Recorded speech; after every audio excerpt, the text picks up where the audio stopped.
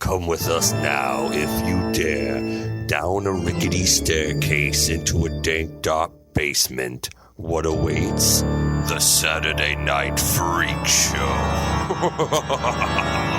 You've stumbled onto a dark corner of the internet where this is the Saturday Night Freak Show podcast. This podcast happens every Saturday on iTunes, Stitcher Radio, Podbay, Castroller, or wherever fine podcasts are found. You can also find us on our website, which is SaturdayNightFreakshow.blogspot.com, where you can find all of our past archived episodes, and you can talk to us on Facebook.com/Saturday Night Freak Show or on Twitter, where we're at Sat Freak Show. You're listening to the Internet Radio Superstars, Gary, Sean, and I'm Colin. And every week we watch a movie, and then we sit down immediately thereafter and drink ourselves silly and talk about it for your edification and enjoyment. Tonight, Sean picked the movie. Sean, what did we watch? Maximum Overdrive. Maximum Overdrive from the year 1980, what did I say, 6? 86, 30 years old this year. Yep. And it was directed by who? Directed by Stephen King, his first and only film that he directed. All right. Has he written other ones? Oh, God, yes. Well, he's written adaptations of his own stuff, and he's also written screenplays, like Sleepwalkers, I want to say was written. There's no prior book. Storm of the Century, I want to say a TV movie miniseries, was written specifically for that medium. Wasn't Rose Red? Rose Red. Yeah. So he has a history of writing stuff specifically for motion pictures and adapting his own stuff. I think he adapted like Silver Bullet, Pet Sematary, and a number of his other movies. So I suppose we should talk a little bit about Stephen King here to get into this, because this is the first time that a Stephen King movie has been featured on our show. Yeah, surprisingly. And he is a titan of 80s, specifically 80s, I think, or late 70s, early 80s, or all through the 80s horror. Yeah. I mean, he's still writing today, and he's still getting adapted today, I want to say. I mean, there's like the Haven TV shows on. Under the Dome. Under the Dome was on. Canceled, but on. 11/22/63 is coming out, a miniseries on Hulu from one of his latest books. That'll be out soon.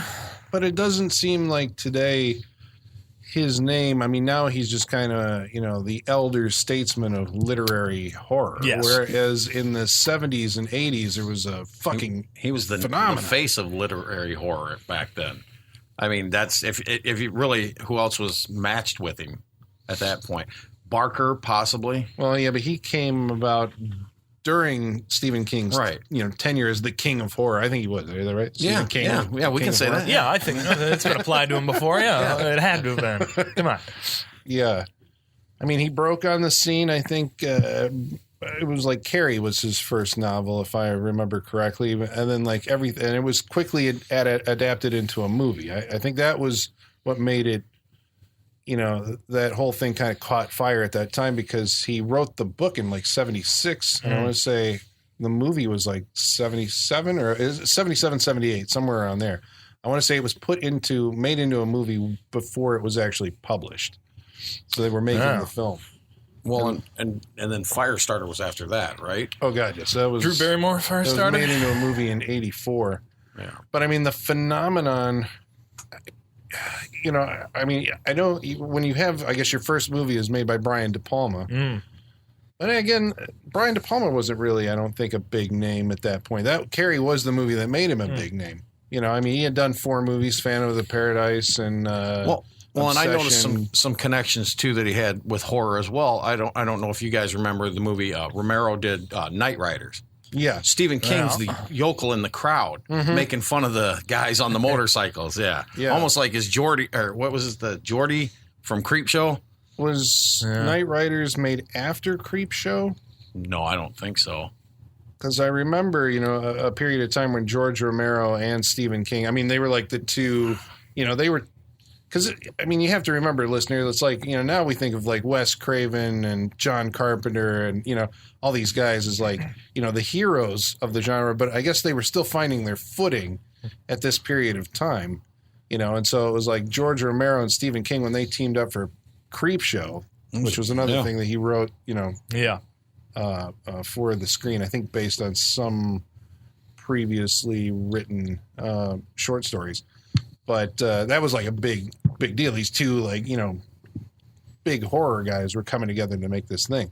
But, you think of like his early career trajectory going from like book to movie. Carrie's made by Brian De Palma. Salem's Lot is adapted by Tobe Hooper, who is coming off the Texas Chainsaw Massacre. And The Shining is made by Stanley fucking Kubrick, which, that's like a huge leap, Right. It keeps going up. Yeah. So, at that point, the name Stephen King, I think, when was Christine pop made? Culture. John Carpenter made the movie in 1983. Okay. But that was another like team. You're going to take the guy who made Halloween and couple him with Stephen King. King. Yeah. And you're going to have this thing. At some point in this period, I remember there was a Italian producer, Dino De Laurentiis, who was known throughout the 60s and the 70s. He did like Barbarella. I want to say he was maybe involved in some of the disaster movies. Those are all Irwin Allen, right? Most of them. De Laurentiis did King Kong. Did he? You remember that? The Jessica Lange, Jeff Bridges King Kong? Yeah, that one. Yeah. That was like a huge deal for 1976. I remember because he was one of those guys who had like the larger than life personality. Yeah. He had a yacht, and he'd spend like a fortune making these movies. And he, I think, not single-handedly, but contributed to the fact that like Stephen King had a movie coming out every fucking year because De Laurentiis like bought every single thing that this guy wrote and turned them into movies, right, whether they were good or not. But like everything that Stephen King wrote, Hollywood would come looking. Yeah. Children of the Corn was like a tiny little, short story. Yeah. Mm-hmm. And look where that's at. Yeah. Now it's like, it seems like everybody, at least if you live in the Midwest, everybody's seen fucking Children of the Corn. It's like, I live near corn, right? This might be scary. It's not a very good movie, but it's held. Cat's Eye was his as well, wasn't it? Mm-hmm. That was, I'm going to say around this time, 86, and that was Dino De Laurentiis. Firestarter was Dino De Laurentiis. What year was it? The novel, I think, was maybe 86. The movie was like, or the TV miniseries was 90, I think, somewhere in there. I just remember it was like, there was Arnold Schwarzenegger was out every goddamn year. He was the biggest and a Stephen King movie. And there was a Stephen King movie, or 2 or 3, Graveyard we Shift, almost forgot Dead Zone. Pet Cemetery, The Dead Zone, David Cronenberg. Yeah. Yeah. They just seem to be like being churned out almost. And you wonder, like, when you look back, like, how many of those were actually, like, good? Cujo. Cujo, Yeah. There was a lot of them. So, you got to sift through them. I remember as a teenager that scene in Salem's Lot with the kid floating outside the window. That was one of the creepiest scenes when I was younger. I remember that. That's always stuck with me. That was a really cool scene. Have you ever gone back and watched that to see if it's still? Yeah, it doesn't. But then it did. But when you're a kid, absolutely, a fucking nightmarish moment. Well, in 1986, I guess Stephen King was given, De Laurentiis said, as your evolution here as a writer. Silver Bullet was 85, right? That was 85. Another Dino De Laurentiis production. Yeah. King wrote it. So it's like, all right, Steve, let's put you behind the camera. What would be better than a Stephen King movie? Right. He can write them. Directed by Stephen. This is directed by This would be the ultimate. This is a guy who has no experience now. No. At directing a film. But you figure at some point they're going to give it to him and just be like, here, you do one. Let's see what happens. Well, it's interesting to me that, like, as a guy who's known as, a writer, right? Some of the things we look back at Stephen King and say that he does well is characterizations. Mm-hmm.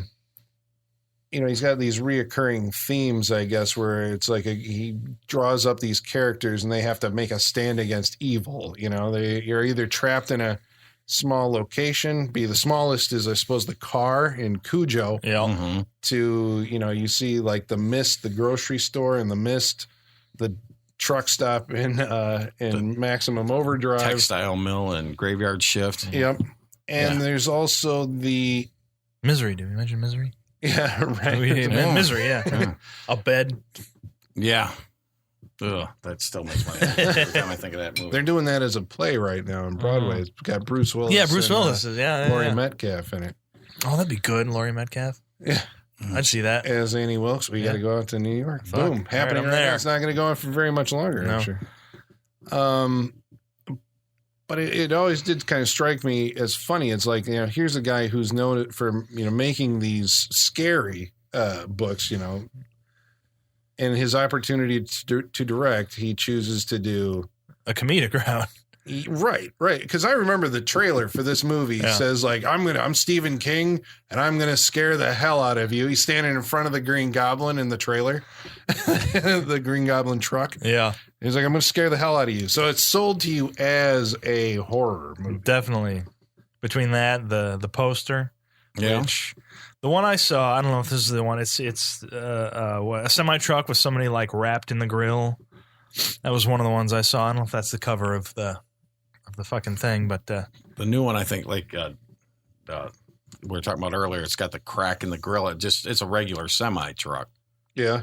Oh, that's kind of. I'm betting they lost the licensing to that. The Green Goblin. Sure. Especially at this now point, Marvel. Marvel is very protective about their stuff. Well, Sony would have it because that's a Spider-Man thing. Right. So that would be with Sony now, not Marvel. But it seemed that Sony was pretty okay with things with the they've Green Goblin and the Walkman killing people in this movie. Well, they wouldn't have owned the Green Goblin at this point because I think at this point, Marvel, their movie output consisted of like The Punisher, the one with Dolph Lundgren. Yeah. There was a company called it was non-existent. The Fantastic Four. Yeah, the Fantastic Four. That was, I want to say, early 90s. Was it? That one was early 90s? Yeah, and there was a Captain America, which was like... There was. Reb Brown. Like that. Wait for that one, listener, to come. That one might be next, actually. I've got it if you need to borrow it. I think, we might, You're coming back for that one, Gary.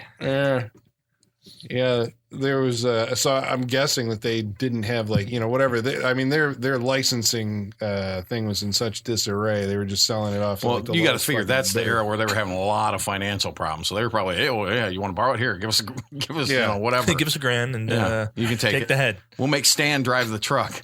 Right. Yeah, in your Stephen King movie. Did any of you guys ever read the story this is based on? Trucks. No. Now, I was trying to remember. I'm like, the only image that I have in my mind really of that story is the narrator. It happens at a truck stop. Trucks, come to life. And he's like worried about the blisters on his hands because he's having to fuel these. That is a line of trucks thing that goes back into, the highway or whatever. I now know what Stephen King is afraid of. It's blisters, because that's a reoccurring thing. It's in some of the Bachman books too. The Dolan's Cadillac, about working on the highway, getting blisters on your hands, and the long walk, getting the blisters. Now we know what Stephen King is afraid of: blisters. He fucking hates blisters. And apparently autonomous machines. Yeah. How many times is the lawnmower man? Yeah. The Mangler. The Mangler. At Christine. Yeah. Well, that laundromat where that happened was actually in another book. That's why I like his writing, because you can see locations. The Blue Ribbon Laundry is in another story. Yeah. And different characters will make their way through the story. So I do like the way he weaves his universe together with all that. Yeah. But Castle Rock and Derry and all the locations. Yeah. Yeah. Oh, my God. Doesn't he have a new one, Mr. Mercedes? Isn't that about a guy who kills people with a car? Oh, I don't He runs them know. down with a Mercedes. We forgot it. No, he I mentioned it. Yeah. Oh, I thought you just said it. Well, that was his epic. There was The Stand and It. I think were like the two big, series. Yeah. Which is even the books. When The Stand came out, because The Stand was written somewhere around the time of like those first 4 or so novels. I think it was like Carrie, The Shining, The Stand, and I don't know if it was like Firestarter or Cujo or Christine. Like somewhere in that initial period in the early 70s or late 70s before like, Pet Sematary, I think it was early 80s that he wrote it. And, trying to think of like immediately what came out. Tommy Knockers and all that stuff starts after that. Yeah. And then I think, was another. But those were massive books. I just remember being like, holy fuck. Well, like, and then like truck. Well, I mean, then you start looking at the short stories that were adapted, like you were saying, Trucks, the Night Flyer from Nightmares and Dreamscape. Oh yeah, they went after everything. Yeah. I think everything in like Night Shift or different seasons. Well, no, all three out of 4 of the different seasons have been made. Right. He's got to be the most adapted author, I would think, ever, right? Yeah, he'd have to be. The sheer number of things. Yeah. And even in like, television, they did like the Nightmare and Dreamscapes TV series, which adapted most of the stories out of that book. And Golden Years. Yeah. It just keeps going. Yeah. Yeah. Still doing it. The mark that this guy has left on popular culture just cannot be overstated, I guess. But still, it brings us to Maximum Overdrive. I mean, just from like, the idea, the concept of this movie is that Earth flies, or a comet flies close to Earth, and we're caught in the tail of the comet. Mm-hmm. And because of that, somehow machines gain intelligence. Yeah. It's not really explained other than that. No, not at all. And the and the boundaries of what can be controlled are a little vague. Twitchy. Well, is it just machines with electrical, or can anything? Because at one point, like the fucking sprinklers going on the street, those pop on off. It's like, well, it seems a little farther. I'm thinking if the sprinklers can get you, going to the bathroom is out of the question. Yeah, because you're getting taken out. Well, and then the car that the young married couple were driving, it wasn't taken over. But then were any cars? Like actually smaller, car. It was only trucks. Yeah, the trucks and even the ice cream. That was an ice cream truck. Ice cream truck. The smallest thing was the fucking the sergeant, the guy with the little vehicle with the gun on it that kind of drove up in the latter half the only of the car movie. I actually saw anything was the police car in the dog's mouth, and that was a remote control car. Right. It was all trucks. Walkman were. Well, I mean, I guess lawnmower. All these machines gain intelligence, and the first thing that they want to do is kill humans. Yes. It's kind of like The Happening, right? The M. Night Shyamalan movie, except instead of nature. Instead of the trees coming alive, it's fucking... Or they just decide we're going to kill humans. Yeah. So they kill them with pop cans. Pre-Skynet. Pop cans, lawnmowers, remote control cars, Walkman. Hair dryers. Yes. Video games. Dildos. Yeah, whatever. I'm sure it happened. Somewhere out there. In our version, it did anyway. Yes. There you go. And so all of these people who survived this onslaught of mayhem, vehicular mayhem, mechanical mayhem. There you go. Go for the mechanical alliteration. mayhem, because that includes everything. There we go. Except the sprinklers, which is plumbing. So whatever.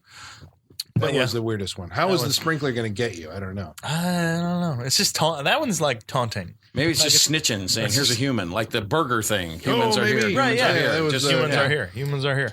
Yeah, they don't all want to kill. They all just want to, do something. Although I suppose the sprinkler could, like, the pressure from the water could be so much that it starts whipping around, wraps you around the neck, strangles you. It could happen. Where was that?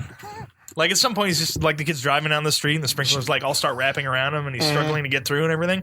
That'd been cool. Yeah. I'd have been up for that. Yeah. Maximum Overdrive, the remake.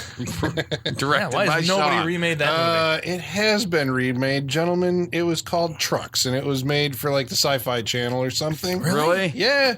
What? Oh, fuck. Where have you been? No. Why are you watching things on the Sci-Fi I didn't Channel? see it. I remember. I want to see it seeing now. a cover for to it. be just comparatively. Yeah. Well, Fuck. it's another adaptation of the story, I guess. No Green Goblin truck. I can't get past any production company that puts out Sharktopus versus Werewolf or Werewolf or what was it? No, it's Piranhaconda. Piranhaconda is well, yeah, classic. no, there's something about a killer werewolf or something, but it's a killer whale and killer whale. It's like Werewolf. Werewolf. Yeah, versus Octopus Shark or whatever. Sounds Yeah, brilliant. Whalewolf. Yeah. It's a whale by day and a wolf by night. I swear I have to find out what happened with Trejo, because I knew Ving Rhames started taking all them crappy movies because his dogs supposedly killed the house sitter or whatever. I got to find out what happened with Danny Trejo, because he's in all them and all them crappy zombie movies too. Yeah. Dan Trejo just wants to work. Yeah. Like, he's like, I'll show up for anything. He wants to be. Look at that. He wants to be Lobo for DC. He just put in his bid for that. Well, he's got to go somewhere. He's got to go up from wherever he in the direct-to-video he's hanging on there right now. That machete money must have dried up. Yeah. Not going to be. They never made Machete in space, so. Yeah. He says it's coming, but, Yeah. Hey, fucking Rodriguez can make it for $1. Hey, come to my house for a weekend. We'll make Machete. Why can't you make a Machete direct-to-video? I don't know. Maybe there's no audience. Nobody showed up for this. Hey, maybe. So this movie announces its tone in the very first scene. I want to say where a bank teller machine calls Stephen King himself in a cameo an asshole. Honey, sugar buns. This machine just called me an asshole. We should also establish that this movie takes place in North Carolina. Which explains why everybody has like these really. I was going to say everybody just sounds little twang. Yeah, but I mean, it's everybody just sounds like an idiot. Worst of the worst in this, right? Like somehow all the people who are in this movie are like the reddest rednecks. Well, and they captured all the main redneck names. They had Bubba, Zeke, and what was the other one? Rusty. Yeah. So they covered the three main redneck names. So and Bill. Bill and Brett. Yeah. I'm sorry, good people from the South. We're not disparaging you in any way, but like I got rednecks in my family, so it's all good. I mean, come on. But I think this goes to this is Stephen King's like really broad characterizations of people. Like there is nobody as bad as Bubba Hendershot, the guy who runs the Dixie Stop, Dixie Boy truck stop. I mean, he's played by Pat Hingle, and he's like the world's worst human being. Yeah, absolutely. So what's the thing at the beginning of the movie? He's working outside of 40 hours or something like that, or like he calls fucking Emilio Estevez into the office, and he's like talking to him. It's like either you do what I say, or you're fucking going back to prison. Yeah, I own you. Oh, it was like something about working 9 hours and only getting paid 8 only or getting something. paid 8, yeah. It's like he wants him to work get outside. Back on the clock or whatever the hell. Yeah. I own you, boy. Yeah. Either the state owns you or I own you or whatever. Because Emilio Estevez is the stereotypical. He's the bad boy. He's the outsider. He's the with the heart of gold, though. With the heart of gold. He did something wrong in his past, and he's ashamed of it. But all he needs is a good woman. All he needs is a good woman to get redemption. That's all he needs. And he makes love like a hero, according to her. Does. Oh, yeah, and he's a genius. And a genius. Yeah, that was a little overstated at that point in the movie. Laying it on with a trowel. Complete with scene where he's just like, you don't understand me. And he turns away from him. He's like, I did some wrong things in my past, and I'm ashamed of it. And he's like, no. I love you anyway. Oh yeah, that was his best weak Brando. It really was. A little bit of James Dean thrown in. Yeah. Like, who would have spotted? What was Emilio Estevez doing before this movie? Yeah. St. Elmo's Repo Fire? Man. Yeah, Repo Man. Because Young Guns lay in his future and Men at Work with brother Charlie Sheen. Young Guns hadn't come out yet. Right. So, God, yeah, it was just all the teeny bopper movie. Breakfast Club was out by Right. Yeah. We were saying outside was the Outsiders out before this? Yeah. Because they were all young in that movie. That was like 83 or something like that. That was pretty, So he was part of the up and coming Brat Pack. Yep. Yeah. Brat Pack, yeah. Yep. But so I mean, I guess like he was the biggest star, attached to this. Yep. And we said he had a little bit of the swagger of his dad from Badlands when Martin Sheen was in Badlands. Oh, yeah, absolutely. A little bit of Martin Sheen in this. I always thought to me, he's closer. I mean, Charlie sounds like his dad more, but Emilio, to me, acts like his father a lot more. Yeah. But, I mean, especially if you watch when Sheen was younger, as he gets older, he just kind of, I don't know. Yes. Getting on that Gary Busey line as he gets a little older. Has Emilio Estevez done anything recently? I don't know. You'd think he'd be on like a CSI or something by now, right? Not recently. The last Emilio, thing I I'm can sorry, remember, you've dropped off the. Is he directing? He did. What was the hotel with the Kennedy movie? Oh, Bobby. Yeah, I think it was just Bobby. No, wait. Yeah, maybe. Bobby Kennedy got killed in the kitchen going from something. What was that? Fuck, I don't know. Out in California? Yeah, something by like Suran. Yeah, something like that. Yeah, that was he did 68 when that happened. Wasn't yeah, it? Emilio There Estevez was a movie directed recently. Yeah, well, probably 5-8 years ago, something like Yeah. that. But he directed that and was also in it. But that's the last thing I can remember with fucking Emilio Estevez in it. because the Mighty Ducks has run its course. Right. Yep, until they reboot it. And he was in the first Mission Impossible. God knows how Yeah. long He ago was. that Yeah. Damn. Killed by an elevator. Yeah. What a way to go. Well, Has hopefully not he's yet keeping appeared in his a Star nose Trek clean. movie. He looks like his dad now, too. He's like fat and Martin Sheen-ish. Oh, Martin. Yeah, it really is. Martin. Martin Sheen's got the new grill, though. He does. Kind of creepy. Whenever he does. Right. It's all shiny and big, and he's got that kind of lift to him a little bit. Yeah. The girl, Laura Harrington, don't know what she's done other than this. She's rocking the kind of the 80s. I thought it was the Madonna look. Maybe it wasn't. I don't know. Very chic. A lot of them carried that look. The though, Madonna, back or then, the that fucking, kinda, or the what's that her kind name? of tomboy look a little Girls bit. just want to have fun. What the fuck? Cindy Cindy Lauper. The Cindy Lauper look, kind of. Yeah, you got to wear a jacket Yeah, Jack and that and that hat. and that skirt. Yep. Yeah, the skirt was pretty hot. That was nice, yeah.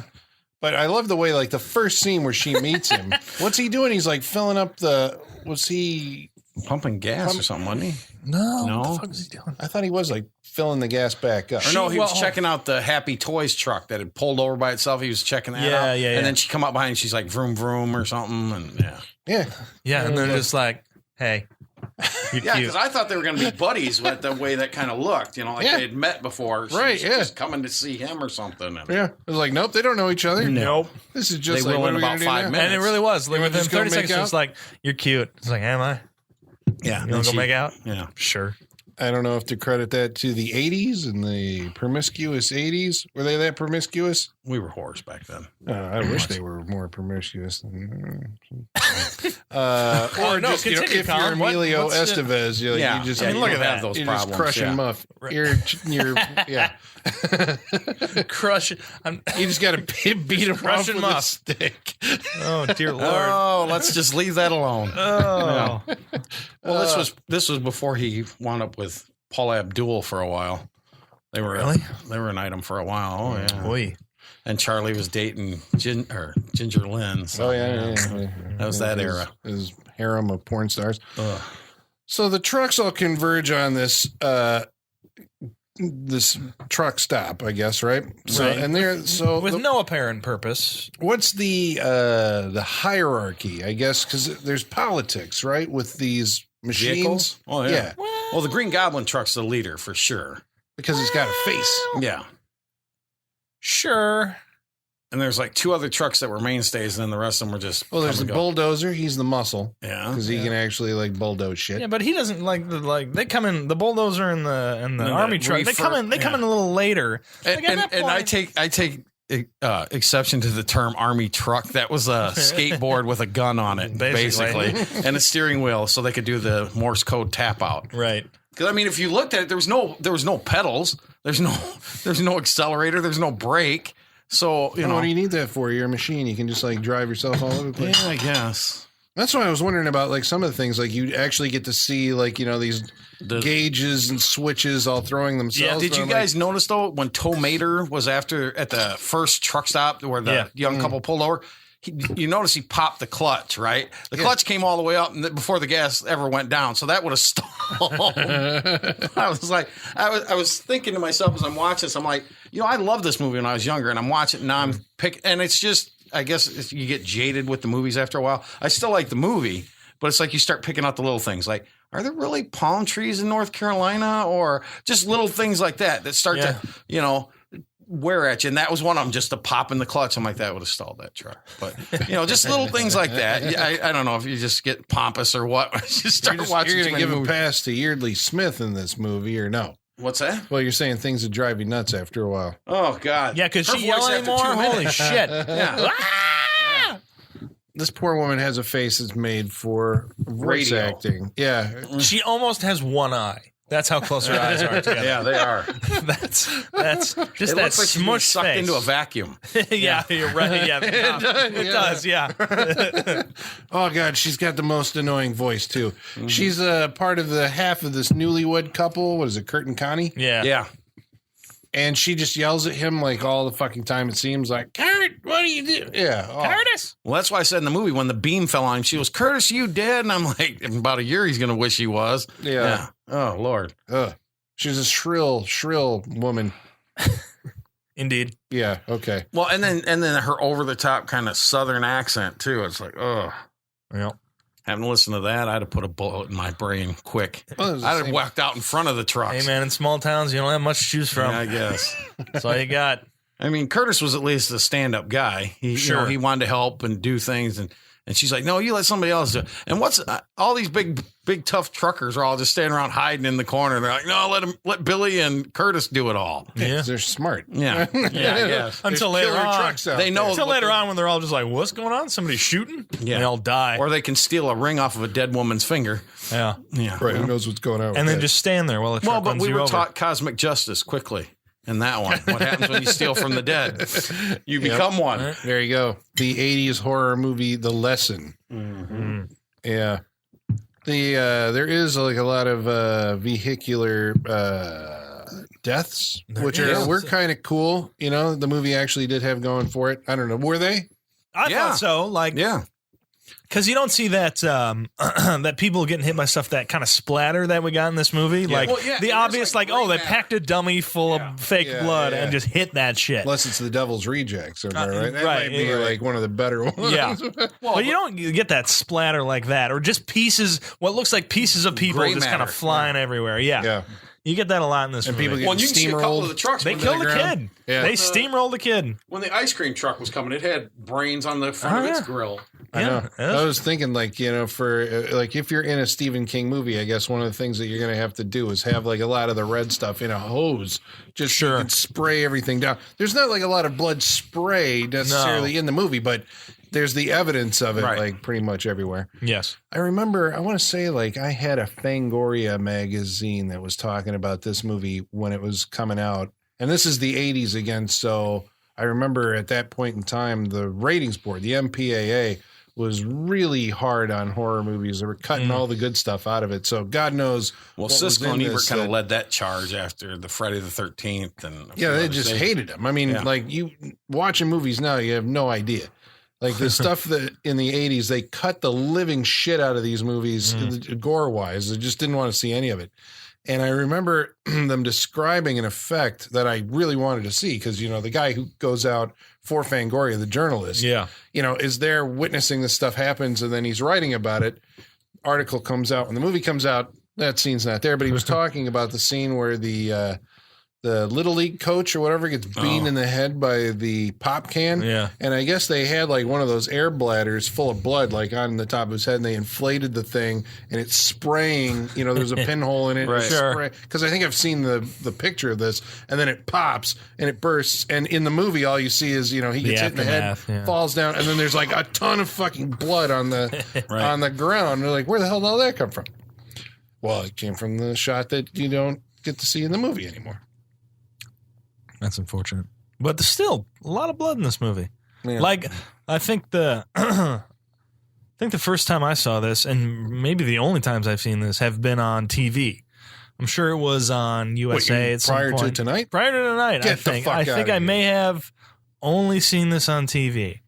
So it was probably, I mean, guaranteed it was cut down probably significantly.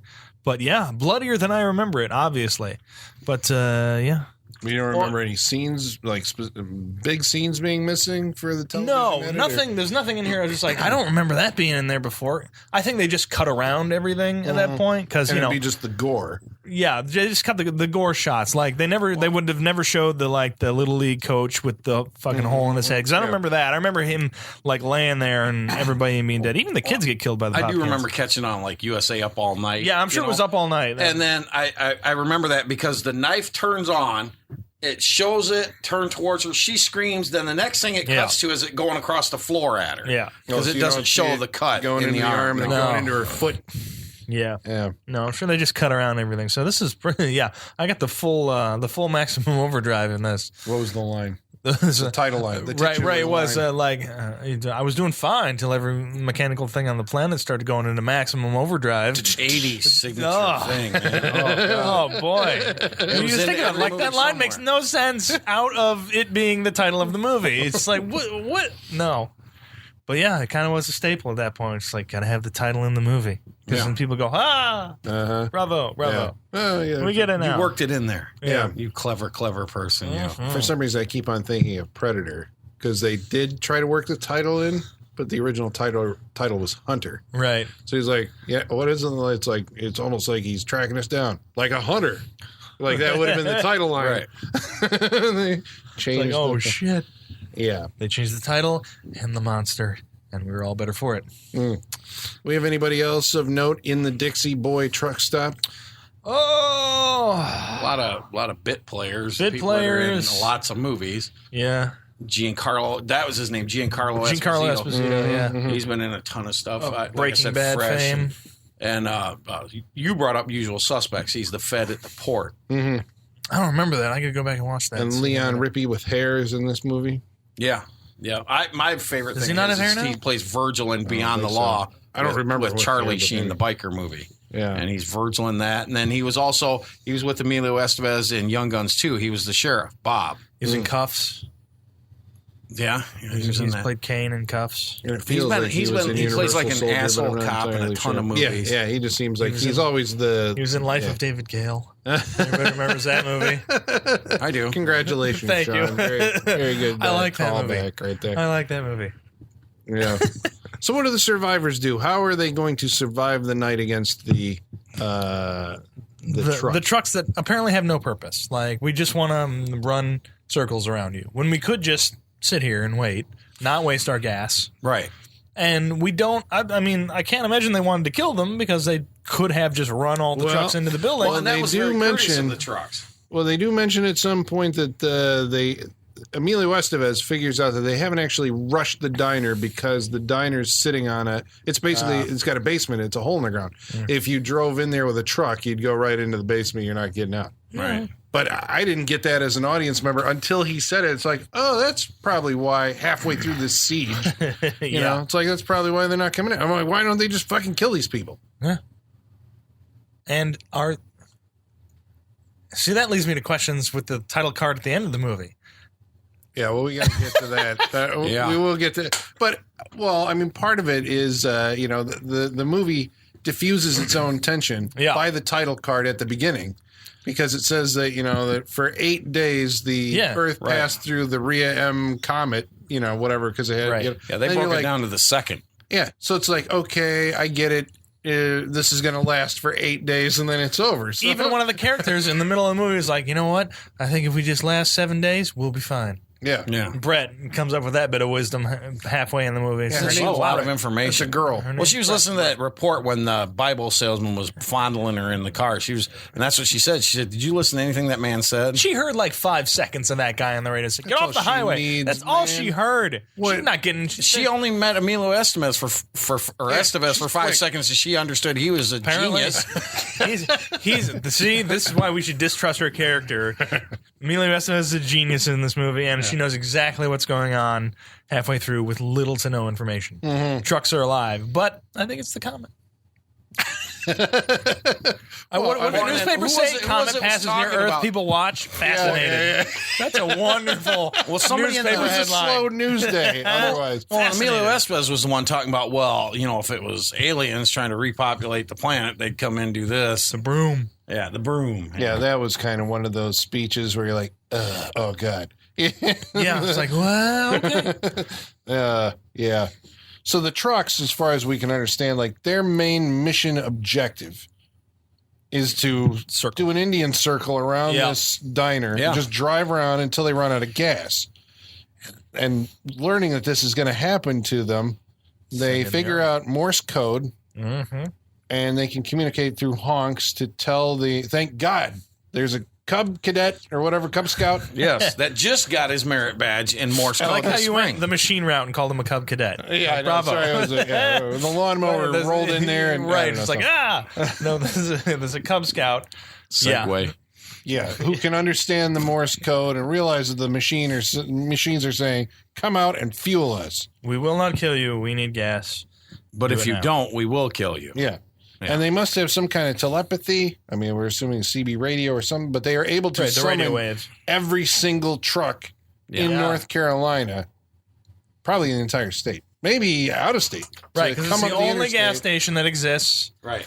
Within that they hadn't killed everybody. 1,000-mile radius. Which apparently. I'm saying piss poor planning on the truck's part. Yeah. Maybe you shouldn't kill everybody that works at the gas station. You need someone to pump gas. Because as far as we know, the survivors at this gas station are the last people on Earth. From the way it looks, yeah. Because anytime they go outside, there's no one. There's no one. Everybody's dead. Yeah, but they're in the middle of the highway in the middle of nowhere. They are not the last people on Earth. What are you talking about? They are not the last. Why do the trucks don't? How come they don't have this setup going on at a different truck stop? Are you kidding me? Like those 100 trucks are the only trucks left on Earth? There's trucks everywhere else. Well, and then I love how the island was called Haven. Yeah. And there's no cars allowed on this. I don't think you put too fine a point on this, Steven. Here, let's just call it Haven. There we go. This is the island they want to get to. Yeah. Yes. See, I would have much rather that had a Dawn of the Dead remake end, where they show up at the island and all the trucks come crashing out of the bushes. That would have been good. That's the ending of the remake today. Yeah, like they go to the island and there's fucking just trucks waiting, or at least bulldozers that were building more houses on the island. Yeah. All the construction vehicles are there, and they turn and kill them all. That's. Fuck, why are we not writing this movie right now? Copyright 2016. Of course. You got to get another Maximum Overdrive, you got to get the name recognition to draw people in. This is the era of stealing someone else's idea and trying to make it look better. That reminds me, this is not the first killer truck movie. There was a story written in the 50s. Oh, yeah, there's Duel. Yeah. That was from Spielberg in the 70s, a film. Yep. Well, that was actually driven by a dude, but it was using the truck as the weapon. But there was a story written in the 50s called Killdozer. Oh, my God. I've seen that movie. Yeah. Yeah, that's on Sven Gulli all the time. Oh, yeah. Uh-huh. That's I want to say like a autonomous machine. And there's the car. Can't forget the car. Yeah. The hearse. Was the hearse like not I think it was possessed by the devil, too. Well, the car was definitely possessed. I saw the hearse, and I can't remember like what the deal was with it. If it was a haunted hearse, it's a hearse. Yeah, but I can't remember if there was somebody actually driving it. Jesus, I've seen this movie. I remember the car because that's the one where like it is like the devil or something driving the car. There's nobody behind the wheel, and it's running people off the what is that like a Cadillac or something? It was a big fucking. For the car? Yeah. All I remember is as a kid, I just remember hearing that when it blew up in the smoke, you could see the devil. Yeah, you see the Yeah. Bravo. Okay. So anyway, these band of humans, their defense against the cars is that they discover that for some fucking reason, Bubba Hendershot, I just love saying that name. I was going to say, I forgot his name. Like Hellshot, Hershey's. Well, no, see, when I was watching it, I'm like, in Unforgiven... Wasn't Clint Eastwood talking about like when he was all, feeling the effect of the flu or whatever that he was suffering from? Talking about, was it Frank Hendershot? I seen Frank Hendershot. His face was all maggots. You don't remember this? Unforgiven, one of the greatest westerns of all time. It's got Clint Eastwood in it. Unforgiven? No. Yeah, okay. Good. It was Hendershot. It's a good name. Bubba Hendershot. And Bubba called everyone else Bubba. I think that's classic self-loathing. Yeah, that was kind of weird. Because he did call him like Bubba, like you're an idiot. Yeah. Yep. We should just start calling each other Bubba. That's because his dad. It's because he has daddy issues. Guarantee it. He has daddy issues. I guarantee it. That's why, because his dad did it to him. He insulted him. It's like, think you're smart, don't you, Bubba? Yeah. And now he does it to everybody else. He's got daddy issues. So his real name wasn't Bubba. No, his real name's not Bubba. Probably Frank Hendershot. Probably. It is. And that's why nobody's real name. No, nobody's real name is ever Bubba. No. Because my dad is Bubba, but that's not his real name. People just give you. Seriously, your dad's Bubba? Yeah, my dad's Bubba. Get the fuck out. Yeah. Really? My dad's Bubba. My dad's been Bubba forever. That's what he brings to the show. All right then, Bubba. My dad's Bubba. To Bubba. So Bubba, well, actually, that was the signal. If you can get me another brewski there. No.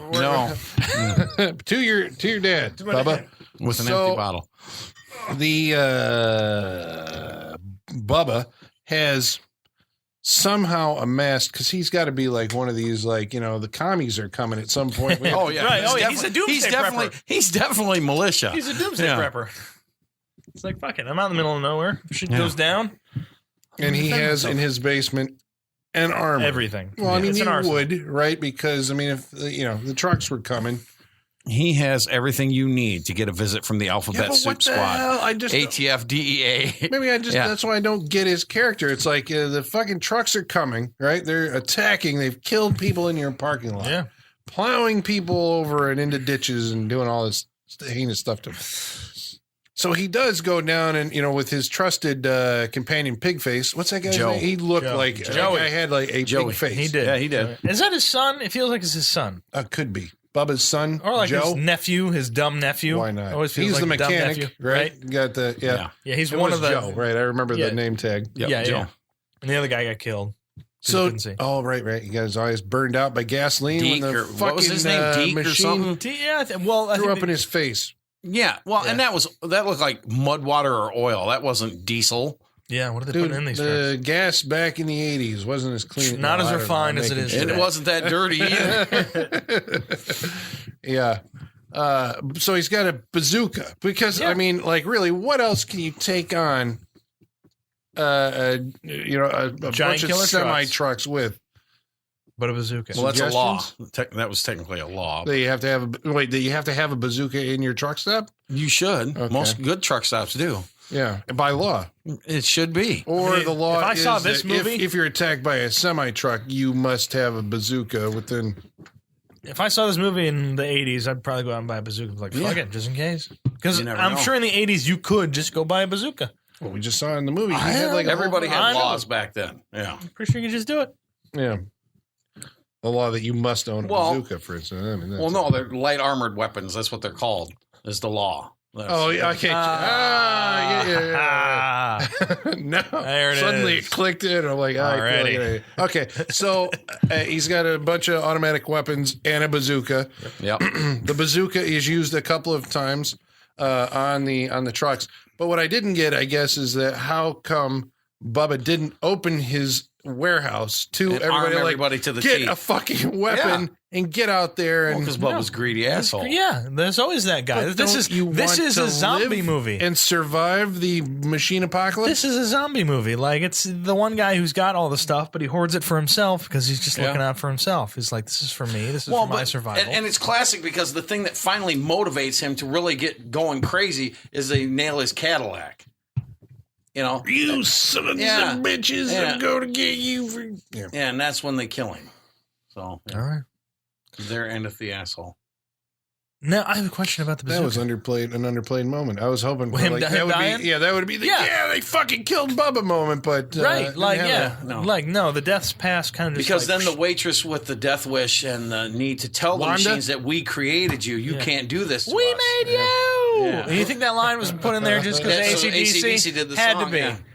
Yeah. We got to talk about. AC/DC, like from start to finish, top to bottom. This is AC/DC soundtrack. Their finest work. They released Iron Man. They released. Before Thunderstruck. What was that album? The album that Thunderstruck was on. That was after this, and I want to say they became like a thing again with that. That was like a resurgence in popularity. Well, they have the Who Made Who album. Yeah, that's the Who Made Who album. Is this? They released it as the soundtrack to this movie. Do you know how AC/DC got to be a part of this movie? No. Trivia. Marvel Stephen sold King, them with the Green Goblin head. Stephen King and his wife own a radio station. That's his favorite band. It's his favorite band. Yeah, really. So he asked them, and they said yes. And of course, he's Stephen King asking. So they said because by then he is Stephen King. Right, he's like, fuck yeah, we'll even put your band van in the movie. Yeah, I like the way that at the beginning when it's like music by AC/DC, right? They get their logo. They do. Yeah. It's not just like in some fucking words. It's the logo. It's like bravo. Yeah. And so a lot of the great songs, AC/DC songs that we know. Yeah. You got Hell's Bells. Hell's Bells is in it. Who Made Who? You Shook Me All Night Long. That was the ending. That was the credit song. That wasn't from this album, though, right? Not this album. I think they just put that in there as the credit song. That's from Highway to Hell, isn't it? All right. That's from something. You Shook Me All Night Long. And For Those Long. About to Rock was in there as well. That was in this, right? Yes. But not from the. Not from the Sink the Tank is from this, right? Yeah. Yes. And I appreciated the fact that like every time there was something on, it's like, I'm a rolling thunder, and you're cutting to like trucks coming down the highway. What was this? Shake your foundations, and the bulldozers destroying the Yep. I mean, sometimes you need AC/DC in every scene to just back up what you're doing. Yeah. Well, I'm trying to remember because I remember during the movie, but now I can't remember. What was the song that the ice cream truck was playing? Was it playing an AC/DC?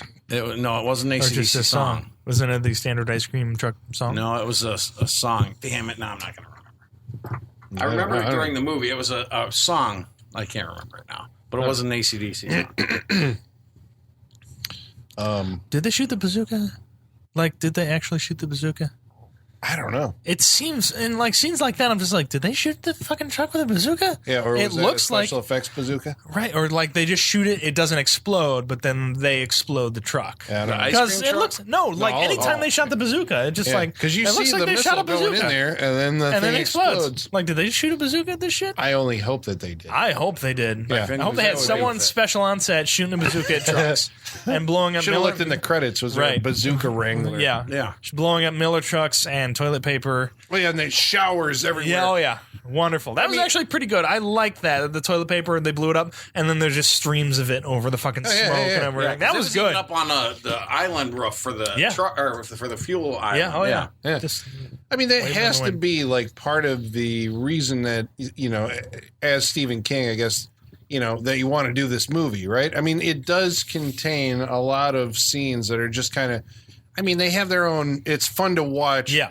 The drawbridge scene was pretty cool. Like yeah, because you're just smashing fucking cars together. I mean, for a good 5 minutes, watermelons, bulldozers crushing cars. You've got trucks exploding all over the place. Eventually, you get to blow up the Dixie Boy. You know, in a pretty spectacular. Right, they get to drive trucks into the liquid buildings. oxygen truck. You knew that was bad news. Yeah. But lots of metal slamming into and destroying, metal. It's got to be part of the appeal. It's like, you need to do all this. I'm like, all right. Because that's where clearly the budget went. I mean, sure. Oh, yeah. Now, do you think he's seen the movie Convoy and kind of got an idea from that? Because they smashed up a lot of stuff with trucks in that movie. And I have never seen that movie. Convoy? Yeah. Oh, you I used to work in a video store. There was a, to put a delicate point on it, a hillbilly couple who would come in every week and ask, do you have Convoy? And I'm like, no, it's not available. But every week they would come in and ask to find out if it was. So I've heard about Convoy with Chris Christopherson and how great it is. We got a great big convoy and all that. Yeah. Ernest Borgnine's the crooked sheriff. Never seen it. Oh, yeah. Borgnine is crooked sheriff. All right. Yeah. Coming to the freak show in the year 2016. Yeah. Convoy. It's got a following. Apparently. I think all the semis. Sean's just making a list. Yeah. Oh yeah. Shit. Yeah. I'm like running low. Just like, all right. Yeah. Convoy. That sounds interesting. And this is the year of that sounds interesting. If you have an empty mic that week, invite me for that one because I love that movie. Oh shit. Yeah. It has a lot of love too. So that's the other thing. Apparently. Everybody who's seen it looks on it fondly. Sure. Convoy. Pay attention, kids. It's probably coming. Well, and you got the old song, so that kind of coincided with it. And then everybody knew the song, and then the movie came out, and you're like, oh, yeah, that's the rubber duck. Yeah. So, yeah, I mean, our survivors, finally managed to scoot through drainage tunnels. They're a bunch of idiots if they didn't figure that out sooner. Right, this is how we're going to get away. Well, the 12-year-old kid figured it out. Yeah. He survived on his own. That's what I find amazing about this movie that we haven't touched on. Everybody else is getting murdered left and right, and everybody's huddled into this one place. This kid's riding his bike through town. He sees all these horrors and still makes it out to the truck stop by himself. Yeah, he goes through the His dad couldn't make it out of the damn parking lot. That's because they really are a bunch of idiots. Because every scene is just like, I'm mad, and I'm just going to stand here until this truck hits me. Right. And they just stand there and just get hit by trucks. It happens a couple times in this movie. I know, that's what they could have jumped out of the way. Don't forget the convenient key drop right before his half-blind father was run over by the semi. Sure, of course. These are not the brightest. And he's blind, but also apparently the diesel affected his hearing because he can't hear a truck bearing down. Starting up, coming at him. Well, these trucks, I mean, come on, give them credit. They are kind of sneaky. Right, they can sneak up on you. Green Goblin snuck up on him at the end of the movie. Yeah, he got rippy when he was trying to rip that old corpse off, diamond ring off her. All of a sudden, there's a semi, there's a huge semi 50 feet away. Yeah, I couldn't hear it idling. I'm surprised, and I'm going to get run over. Holy shit. Bunch of smart people. I'm surprised I made it to the boat. Yeah. Yeah, the sailboat. Well, No that's motors. well, again, they're a Dawn of the Dead reference. You would think that they made it to the boat. Like I said, it's a zombie Everyone wants movie. to go to the island, until they get there. I would have taken, like, if they were smart, they would have grabbed another boat. Like, you can't. What if something happens to that boat? You're fucked. And I'm you sorry, grab two boats. Still, you got enough people to grab two boats. Now, he said there was no motor on that boat whatsoever. Yeah. Not even a trolling motor? I don't know. Okay. Maybe they threw it off. Yeah. They Sure, should have. yeah, fuck Yeah, it. something. Yeah, wait a minute. Yeah. And I love how he apparently he knew how to sail, so he is a genius because he knows how to do a lot of things. So because that's not easy to do. Sailing is a complicated task. Well, if he you've wasn't never done steering the fucking ship when he gets the survivors onto it and they're taking off. I noticed he's not the one. No, the dude with the sailing. mustache is like, I'm gonna drive this. Yeah. Fuck it. The guy I hadn't seen before. I mean, I suppose it's unique in some way, not unique, but I mean, a rare breed of movie that like there's a cluster of people, a gaggle, a group that survive this film. It doesn't come down to like dude and his girlfriend. Right. Yeah, it's not the final girl. Yeah, for it's sure. not the last people on Earth. It's not the final girl. But that's traditionally, that's a Stephen King thing, right? There's usually a group of survivors. What is it though that, I mean, if we're talking about a bunch of, not entirely sharp folks, what is it that separates Emilio Estevez's character from the pack? I mean, aside from the pack that he's with? What? The pack that he's with? Yes. I mean, aside from the fact that she's saying he's a genius. Yeah, I was going to say, he's a genius. Yeah, but only because she says so. What is it that he's got that allows him to maybe it's not what he's got, but it's what everybody else doesn't have. Like, I think if you go through the group, you can just eliminate them. Like the truck driver, the truck drivers don't care. No. Right. They ain't putting their butt Hendershot's only out for himself. Yeah. Right. The couple she's hysterical for the entire movie. That's Kurt all. He's brave. He's the brave guy, but brave doesn't obviously equal smart. But he'll help his man, but he can't I don't know he doesn't know how to get out of the situation. Right. I think it's Emilio Estevez's territory. Like, he knows it a bit more than anybody else who's in there. The waitress is obviously also out of her mind. Right. Yeah. Right. And that doesn't leave very much. I mean, the kid is also smart, but he's down and out because his dad. No one's going to listen to him, and his dad's dead. So he's kind of out of commission. Well, and I think Emilio Estevez has that part where he's that character that has the problem with authority, but has great leadership skills, to a degree. Sure. I'm curious, what, I guess that's what I know he leads the group because the movie says that he has to, but what is it that gives him the leadership quality? I think, as you're laying it out, Sean, or Bubba, that I'm kind of getting the idea that it's Bubba Jr., thank you. There's no one else to take up the mantle, I guess. Right. So he's the youngest, he's a reluctant the fittest, leader. Right? So he can run and crawl under shit and do all that other stuff. And everything is kind of broken down. Like everything that was holding him back at this point has just broken down. Like Hendershot's kind of holding him back at this point. He's got to do what Hendershot says, otherwise he's going back to jail. Yeah. But because this event is happening, it all kind of breaks down. I'm adding a lot more to Maximum Overdrive than I think the filmmakers thought of this. But he's also encouraged by the girl. He's got the woman there who's encouraging him. So he's got to save her life. She never really becomes the damsel in distress at all. No. Which is also like what? So it's like usually the function of the girl in these type of movies is to be rescued or to I guess what she does in this movie, she just basically encourages the heroism because she's like always just reaffirming that you're a hero. You make love like a hero. You're a genius. And he's never had that in his life, Colin. Well, but that brings me to a point. She also lost that virginal quality when they had sex in the movie, so she can't be the final girl anyway, according to the old way they did things in the movies. So but you get the idea. She's an experienced girl when you meet her. Yeah. Don't you? It's not her first rodeo. You can say hoe. That's okay. I didn't say. I don't think so. She's in charge of her own. Right. She makes stuff. the decisions. Girls just want to have fun. Right. Okay. Yeah, that's what the outfit says. Madonna brought him to that. See, exactly. Yeah. 80s empowerment. Well, and the thing of course, we're talking about her in a movie where she serves basically to function as the hero's motivation. Well, she's almost wearing the desperately seeking Susan wardrobe. That's what I'm saying. I say it's Madonna or something. Maybe that was it. Yeah. All right. Yeah. That makes more sense. Yeah, that was a good one. There you go. Good Paul. Yeah. Well, and we were discussing before we started the show. breaking down what is the favorite Stephen King movie for, just around the table. What's yours, Colin? Jesus. Oh, Jesus, I didn't see that Favorite one. Stephen King movie.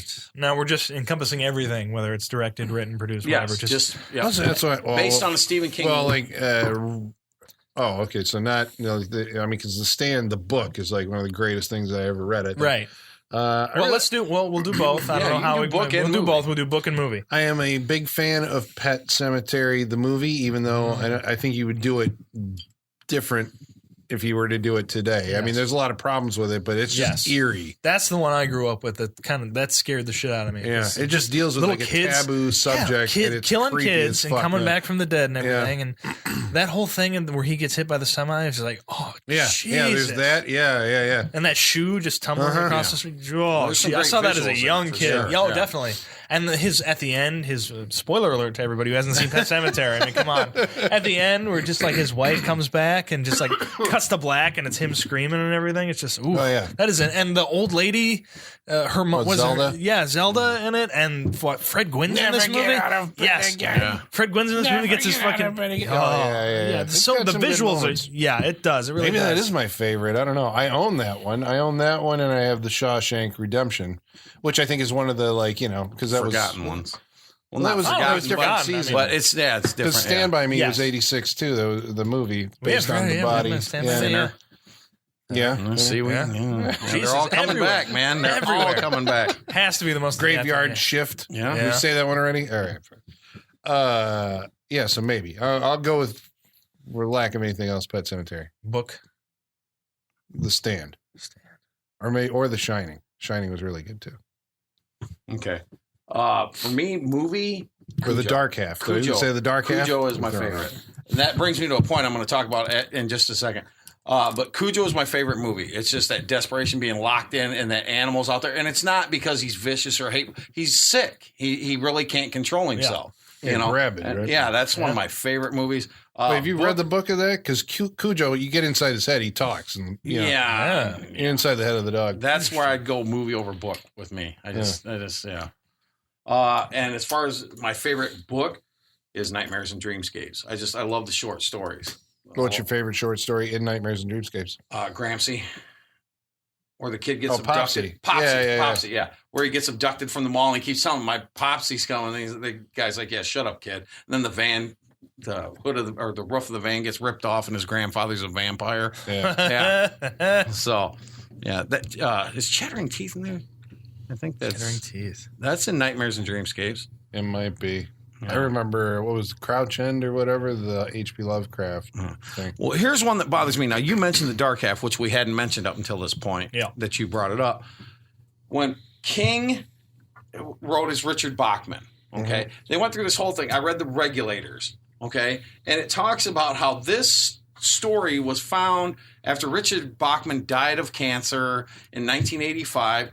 And as I'm reading the book, there's a kid riding down the street wearing a Shaquille O'Neal jersey. And I'm like, Shaquille O'Neal didn't even play basketball. Maybe Stephen King doctored it up. Maybe. But it was one of those things that it's, like nitpicking, but it's one of those things you find. But it's like, you're looking at The Dark Half. Because the Bachman books, that's a great read. Can you even get Rage anymore? The one where the kid goes in and shoots up his school class? Probably not. There's that, Running Man, Road Work, and Road Work and The Long Walk. The Long Walk. Long Walk is one of my favorites. That's another blister one. Both those are in the Bachman. Don't worry, we're getting to your favorite Stephen King movie. But Richard Bachman, you know why that came about? Because they didn't want him to flood the market. So he said it was. I want to say he said at some point that it was because, he would write stuff and everybody was just like, "Oh, Stephen King," and it was because he took off so hot. He wanted to find out if people actually thought he was a good writer or whatever. So he'd write under a pseudonym to see if anybody pays attention to Richard Bachman.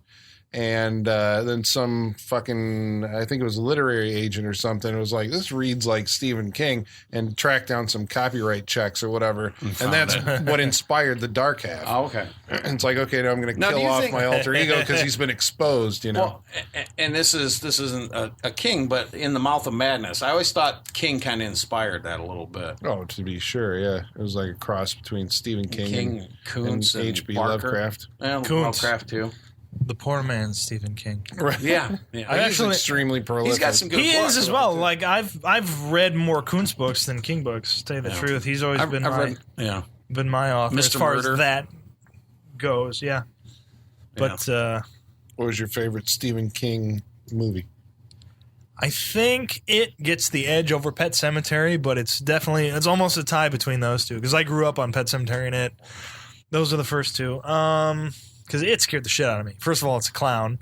Just in the fact that like there's something living in the sewers and all that shit. And it's just like we all float. Yeah, I Come gotta on, go down Georgie. there. I'm just I like, go down there all the time. Yeah, And that's right. And that's but that's a great story to have that group of kids have this like horrific event happen to them, and then to have like that evil lay dormant in the sewers, and then years later, like it all starts coming back, and the stories start coming back, and they all have to go back to the town. Like I love that story. You mean So like I think sometimes it they edges come it back? out. Isn't that like Dreamcatcher? I like that movie too. Dreamcatcher? There's another. Yeah, Dreamcatcher. Yeah, that was another one. That was was that King or Koontz? That was King. That was King. Dreamcatcher was King. Because that was the other one that kind of runs that line too. They were all as kids and the special powers. The alien gets in through your butt and you fart a lot. Yes. Yes. Well, that's what we're like. Jason Lee, like the shit weasel. They called it a shit weasel. Yeah. You know you're possessed by an alien if you. Did you fart read a the lot. book though? Book's really good. Favorite book? Favorite book. I haven't read a lot of King. Eventually, I think I'm going to start going back through them, like It and Salem's Lot and shit like that. But I think probably a recent one, 11/22/63. It's a really good book. Because I've read that, Cell, and a couple other ones, but 11/22/63, I think. So we're saying that Stephen King still is a mainstay of like people still read Stephen King. Yes. Yeah. He's the go-to guy for horror. Go to. I mean, it's a There's lot. other It's writers really that have come along. It's a really fragmented at this point. I think you have because again, it's almost like with movies. Almost anybody can like publish a book at this point or get it out there at some point. Maybe not as wide as obviously as Stephen King can, because he makes a book and it goes everywhere, good or not, at this point. Right. And I mean, I don't know how many of his books that because he's still releasing a lot. How many are hitting on the levels that some of his older works have? But I know there's Dr. Sleep was like a big deal when it came out. Right. It's a sequel to The Shining. yeah, Well, and that's the whole thing is there's still books. What's that Bag from a of Buick? Bones and What's that one? From a Buick. Yeah, from a Buick. from Buick 68, 68 From a Buick 8. From Buick. yeah. Let's see. It was like a car that like pooped out like alien shit or something like that. I can't write it. Yeah. Well, Gerald's Game was good. Right. Dolores Claiborne's a good movie. Good guy. The list just keeps on Going. Oh, jeez. Well, now he's got a bunch of them too that are going on like on Netflix, like that the one about the truck driver with Maria Bello in it. Yeah. The Good Driver or something. There's a Good Marriage. There's a Good Marriage, and then there's another one, The Dark like Driver. Full Dark, No Stars or something. Yeah, I know what you're talking about. Yeah, that's a King one too. Yeah. But that's the thing. Like the Good Marriage comes out, and it wasn't like a big deal. Like I Was that remember based on Gerald's Game? when. No, it's a short different- story okay. in one of the collections. I think it's Full Dark, No Stars, but I'm not sure. But it's like I guess that's what's kind of disappointing, and that's why I was thinking like is his star fading as far as there's the hunger for putting out every single thing that he writes and turning it into a movie.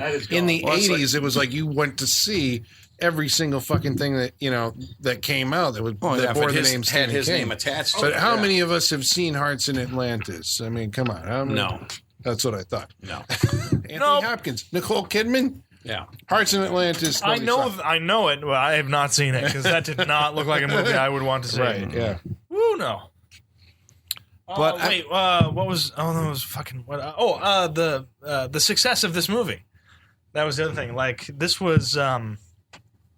I don't think this did very well when it came out, I don't think as far so. as I can remember. No. And as If you didn't know, Stephen King admits himself he was coked out of his mind while making this movie, which might explain. Although it is, like I look at it, it's a competently made movie. Some shots look a little like handheld, amateurish when he's like in front of the trucks. Just. Yeah, but a lot of the credit to the cinematographer. Sure, which he may Armando Nazzaruti, or I don't know what. I just butchered that. Something like that. He may have. He's not listening. He may have he may have co-directed this movie, if you know what I mean. Since Stephen King was just.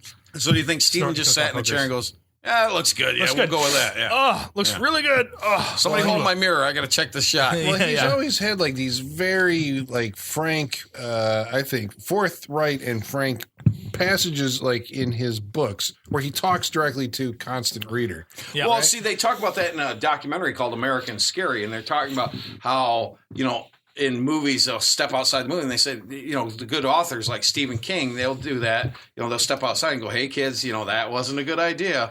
I don't know who else really did that. I mean, not the way that, because he was so proficient, and all of his books pretty much had that, prologue or whatever, preface, where he would talk to you about like how the movie or how the story came about or like what was going on in his life at the time.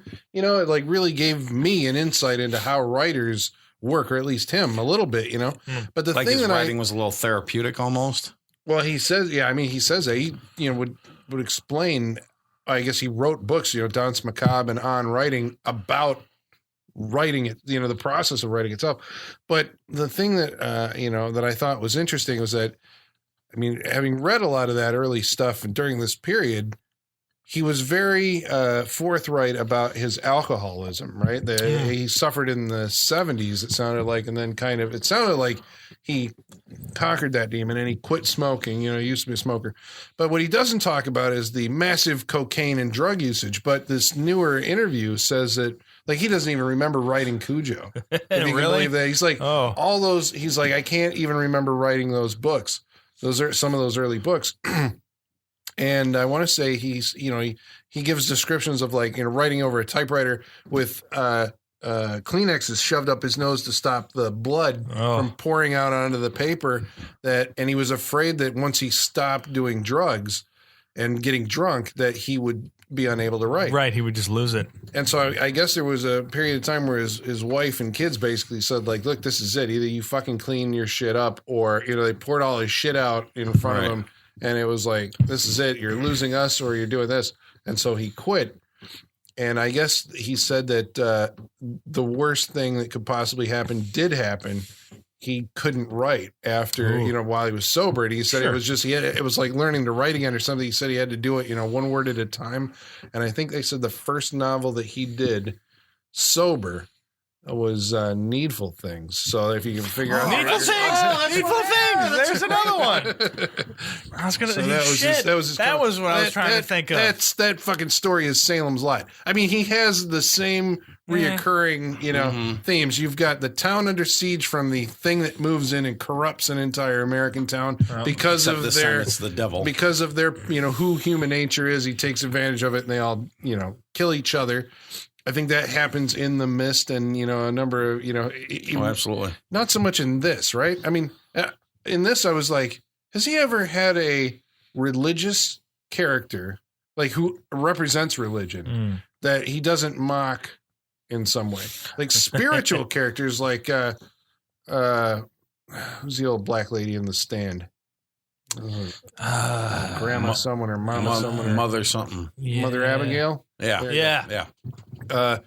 Spiritual characters. Yeah, but she's not over the top. The girl in The Mist. But if you represent like some kind of like, because he's always going after Baptists and Pentecostals or Lutherans, like zombie goes after hillbillies. Well, you think in Silver Bullet, like the priest is the bad, or the reverend. Sorry, he's not a priest. He's the bad guy. The werewolf. Spoiler. Yeah. Sorry, just ruined that one.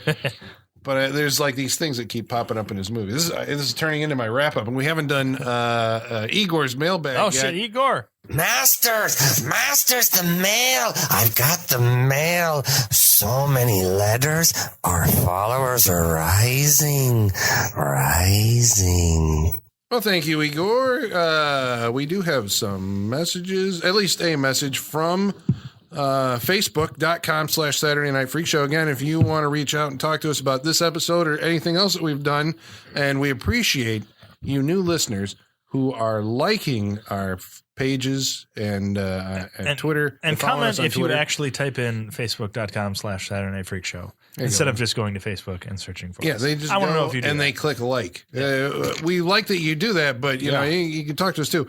Susan Darko says, I just watched this last week and it's a classic talking about Maximum Overdrive. And we got a message from Travis. What? Yeah, that's right. Freak Show Travis. Okay, so who remembers the short-lived Fox TV show? Was it ABC with John Lovitz? It was a cartoon. It was called The Critic. The Critic. Yeah. You do a pretty good John Lovitz? No. You remember what I barely do a good me at this time of night. So. You remember what his tagline was in that if you didn't like a movie?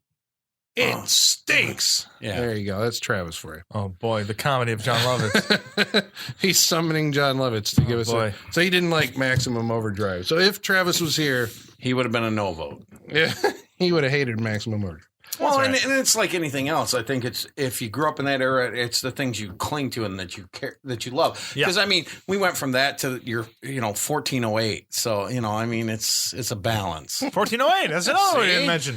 Jesus. Working another one. Okay, so wrap ups. I'm going to start.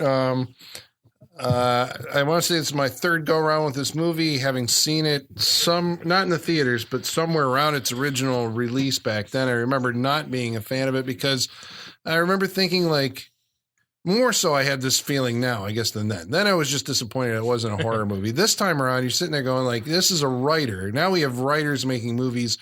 Writers going and becoming directors. We're talking about Bone Tomahawk. That's a guy who is a novelist who wrote his first movie, and it's all about the characters and the dialogue. And you're like, this guy's a fucking genius because you can feel that kind of. He's making a novel on the screen. You got Quentin Tarantino, who's a writer who's come over and done directs his own. Well, I guess he wasn't a novelist, but the idea that but he was a writer. Be, yeah. If he wasn't working in movies, that guy would be writing novels all the time. Clive Barker was I guess in some ways a similar figure to King, only because he was a horror novelist who made the jump to directing his own features because the stuff that was based on his fiction was so poorly done. Rawhead Rex and what was the other one? Transmutations or something like that. It was something terrible that, he was given a chance to direct and made 3 films, good or bad, varying quality, but at least, they were more, he was, I think more personally in the end product than this Stephen King movie. King has called this a moron movie, right? I remember an interview around the time he's like, he was basically trying to say it's not pretentious. Mm-hmm. Yeah. It's like, I love moron movies. I love Return of the Living Dead when the paramedics are like, the zombies attack the paramedics and then send more paramedics. He's like, that's a great moment. And it's not, you don't have to be, half awake even to follow these movies. Sure. They're just supposed to be fun. So it's like, okay, if you throttle back and you're like, the movie starts off with a machine calling a guy, and I see, calling a guy an asshole. It's like, all right, so this is setting the tone. We know it's not going to be scary. And I think, the younger me was disappointed that that wasn't the fact. This time around, I'm like, you've got, it's one of those, it's a bad movie. Is it good enough to say, you got to see it? Because the acting for the most part is it's either poor or the characterizations are so broad that the characterizations are poor. It's a killer truck movie, damn it! But it is a killer truck movie. Oh, we didn't even say that. At the end, a fucking text crawl says basically it's the fault of a UFO, a Russian, which was doing the broom. Yeah, right. That's. When I was Emilio is a genius. Billy is a genius. A genius. You're right, is Bubba. a genius. You're right. We end the movie with confirmation that Emilio Estevez is in fact a genius in this movie. Because in the last title card it says, a UFO, some days later, a UFO was discovered and shot down by a Russian, it describes it as a weather balloon that happened to have a laser cannon and nuclear warheads on it from Russia. Yeah. So this is a comedy. I mean, like it's totally. It is. It is like it is the work of someone who's coked out of their mind. It and it's just really like, is. Don't worry, they're gonna go see it because it's got your name on it, Steve. Yeah. You're safe. Yeah. Yeah, but I mean, think of your legacy, I made a movie. right? You know, it's like there's so many other and better things that it seems like. I don't know. He always the thing that about Stephen King novels that never gets transmitted to the screen is he really does capture like the inner process of these people. Like you believe them when he sets them up. Right. He creates realistic, ordinary people in situations that could be like this novel would function as a drama. And then the supernatural shows up. Yeah. Sometimes spooky, sometimes just silly as all fucking hell. And you're like, what? There's a giant finger growing out of this guy's drain. You've seen that one? I can't remember what it was called, but a giant finger grows out of a drain. Yeah. There's a haunted men's room, sneaker. Oh, okay. But he sometimes comes up with these just ridiculous fucking concepts that either sometimes kill it or, the creepy ones, I think, actually nails it and it becomes like a, thing.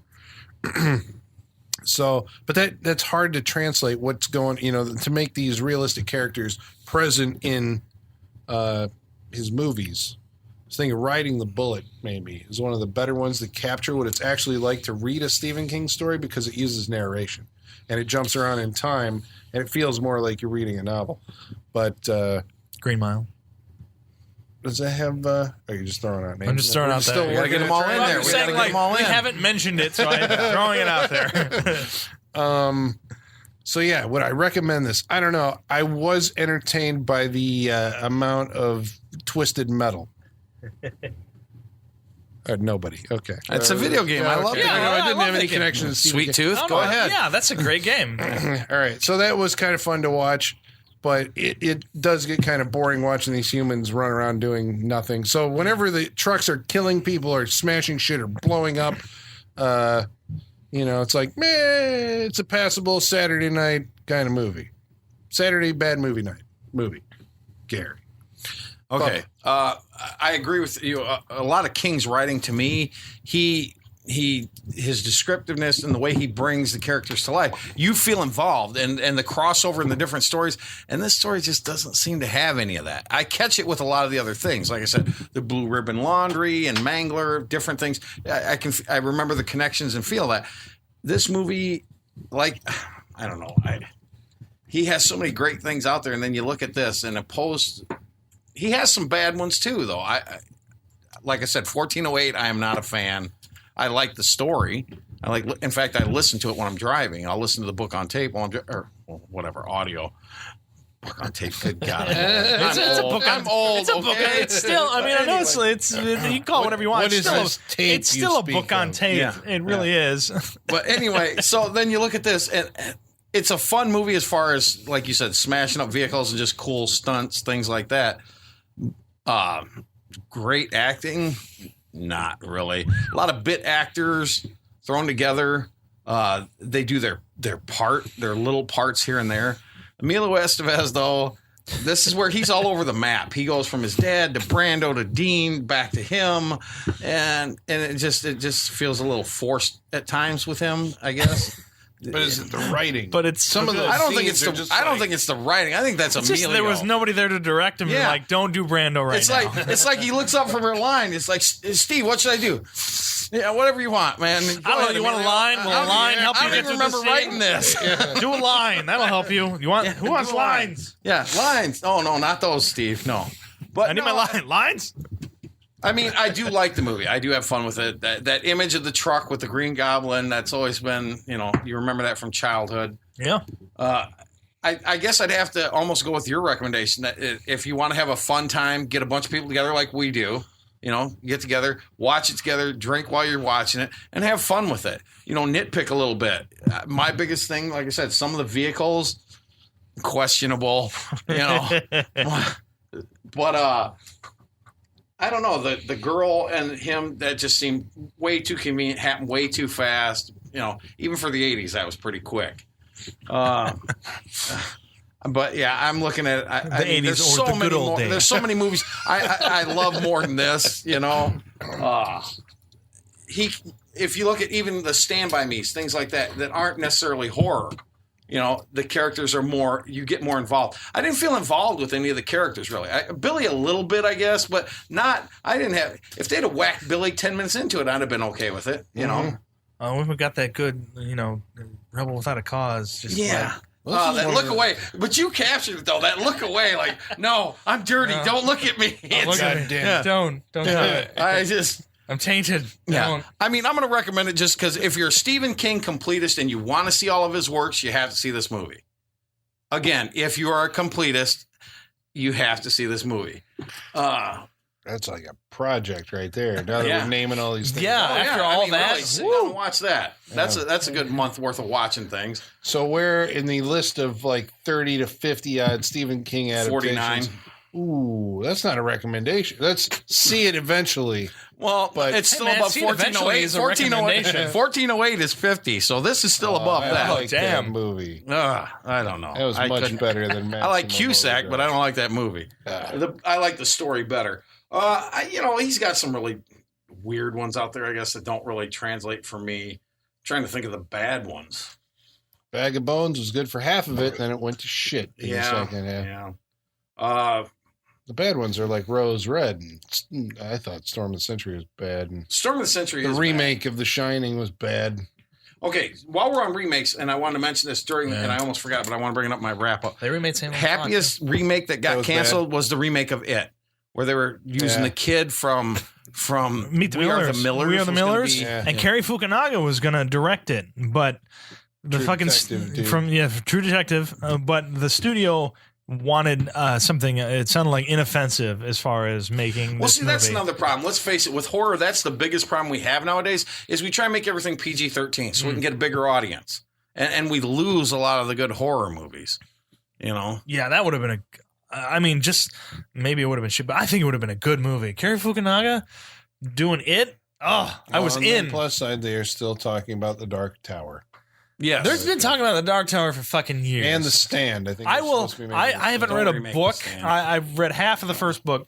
I will be able to finish that series before they make that movie or miniseries or whatever it's going to end up being. Well, they're going to talk about that forever. So my official vote is I would recommend the movie if you're a Stephen King fan. If you're not, don't waste your hour and whatever. I think the consensus is that Maximum Overdrive is a Saturday night movie. It is that movie you get together with your friends, you drink, and you watch, and you can ridicule it, you can enjoy some parts of it, but I think you can enjoy it. Obviously, you can't take it seriously. It's not a movie that allows you to do that in any way, shape, or form. It does lull. There was a point in maybe 45 minutes in where you're just like, oh, all right, we could snap it up a little bit, folks. This movie was an hour and 10 minutes. It probably would have been fantastic.